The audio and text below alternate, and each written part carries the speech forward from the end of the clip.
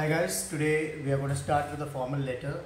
Okay, so a formal letter, first we write the name of the sender, we write the address, date, we leave a line, write the name of the recipient, the designation, what post he or she holds, for example municipal commissioner or electricity head or whatever, company, organization name, also an address. Most important is the subject. Subject could be overflowing of gutter in your lane, or exorbitant electricity bills, or no street light in your lane, or the bus stop being very far from your residence. Okay, we start with the first paragraph. We mostly start with lines like, I would like to draw your attention towards dash dash dash, whether it's high electricity bills or overflowing gutter in my lane.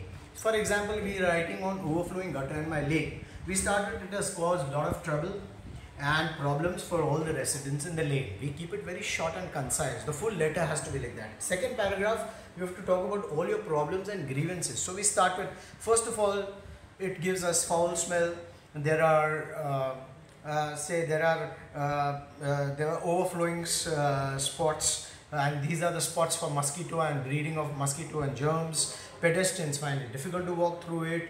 Walking through it has become a nuisance. Being a narrow lane, cars come, run up and down and splash this water, which is very, very unhygienic. Okay, sometimes an elderly person has fallen into the ditch and this has injured him, and he has incurred huge hospital bills. He has been infected with dengue or malaria. Okay, this is one of the things. Then other thing is, you write, children especially going up and down to school have to walk through this, and it is very unhygienic. It gives a very foul smell, and the smell has reached up to the first or the second floor of the buildings around it. We are exposed to this. It is very unhygienic, unhealthy, and we should, in spite of many letters and complaints, there has been no action from the department. Kindly look into the matter and do the needful. This could be a cause of an epidemic, you never know. And many pedestrians have, like I said, fallen in the ditch. Okay, there could also be that there is no difference between the footpath and the road because of the overflowing and being rainy season, it becomes totally flooded, so you cannot see, you cannot watch your step, and there is a chance of a big mishap, like someone can drown also. This could be one of the things. Alright, so like this, stick to the point, be very concise. Alright, and last is, hope you look into the matter. Thank you for your consideration and cooperation. Waiting for an early and favorable response. Yours sincerely, your name and signature. Okay, now very important, all this is over.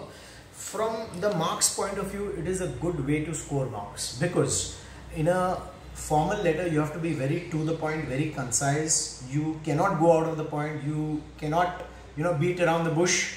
It has to be very concise, to the point, with correct reasons, grievances. You have to bring out your problems. You have to show that sense of urgency, the sense of need, the sense of help required.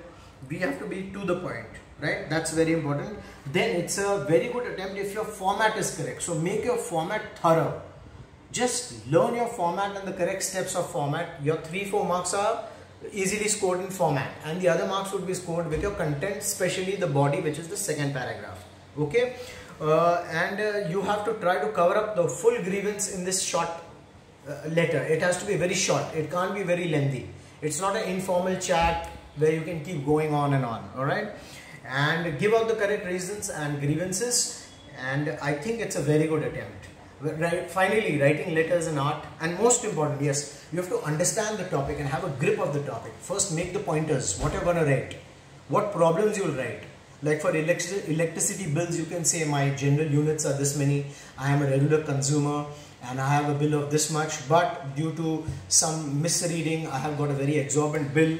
In spite of repeated complaints, there has been no action, and having paying such a huge bill is a toll on you, and it's brought you a lot of stress and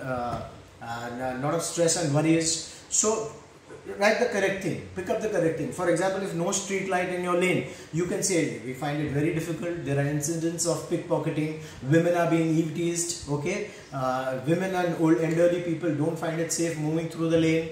As there are no lights, we find it very difficult. Okay, there are a lot of incidences of robbery, pickpocketing, chain snatching. Correct. Also, you should say without the lane we do not come to know. You might bang with a person or a tree or a lamppost. That could be another mishap. So many things. Just pick up the topic well, understand the topic and make pointers and then elaborate on them.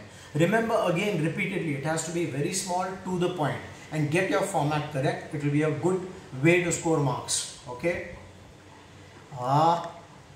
Yeah, I hope you liked it, and please subscribe and give me whatever comments you have. We will be in touch for sure. Alright.